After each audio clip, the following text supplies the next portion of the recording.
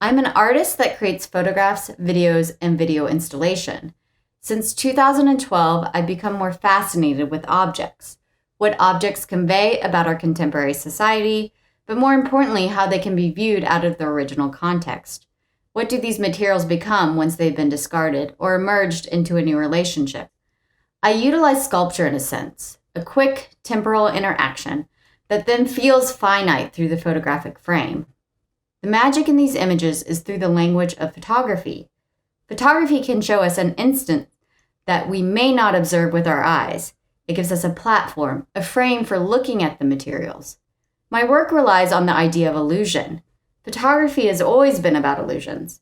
It encompasses something real and also fictional.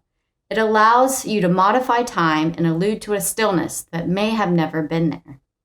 Even my video installations, there's a play with the illusion of nature, the idealism of imagery. I can make a new world of images and reflections that mimic nature, but it really can't be sustained. I've been working with consumer objects for a while. I initially started with cheap items from the dollar store, but I've started becoming more obscure with my choices and more aware of my consumption that comes with creating my work. For the last few years, I've been looking at the materials that are just organically part of my everyday life. My choices and studies have become more abstract. Like with mass, I chose to look at the materials that make up the hidden or unobserved space that creates our dwellings and separates us from nature. It all started when I began noticing the insulation of our unfinished basement. I began to pull off bits of insulation that weren't covered and photographing it. With synthetic nature, I started collecting the shipping and packaging materials that came with products. I started from a place of guilt, that I could rarely find any products, organic or synthetic, that weren't packaged to some degree. This packaging, more than any other materials I've been interested in, has a very short lifespan or purpose. Their value is fleeting, and the majority of these items' lives are a transformation of becoming something else outside of our human context. My process is usually creating a momentary instance with the object or objects and photographing it. I create illusion through staging the subject with lighting. Sometimes the work is a singular moment, while others are collages of multiple moments merged. The large collages of synthetic nature are more obviously shot with multiple frames and moments combined. I intentionally take the photograph and consider how they can be blended to make a new landscape, a new world. The collages can have up to 100 images that make up the whole frame. But even my still photographs at times can be multiple moments that usually go unrecognized to most viewers. I like it that way, and I don't always like revealing the details of how all the images are made.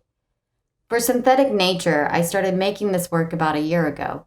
It took me a while to know what I wanted to do with these materials, but I kept shooting to figure it out.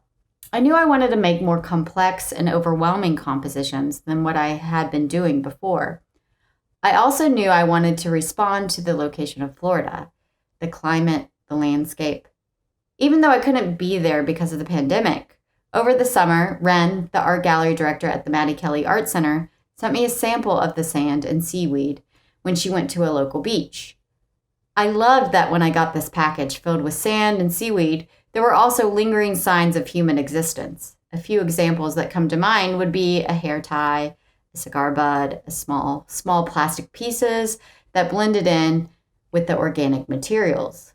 Rin was unaware that these items were also in the package she sent.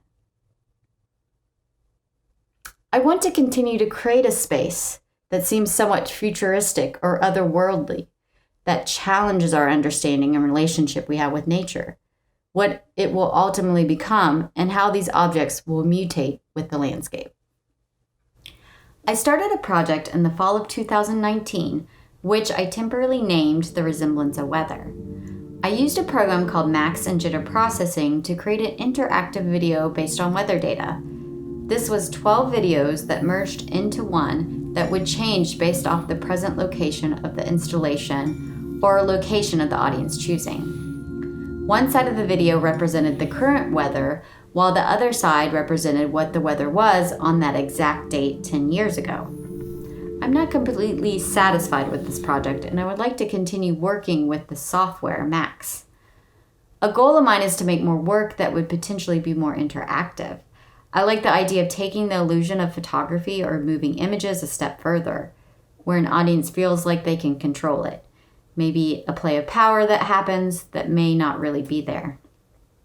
After creating the resemblance of weather, I honestly needed a break from working this way and go back to really just looking at still imagery and photography. I know I want to get back into trying this again, but I also don't think I'm done with the materials or process that you see in synthetic nature.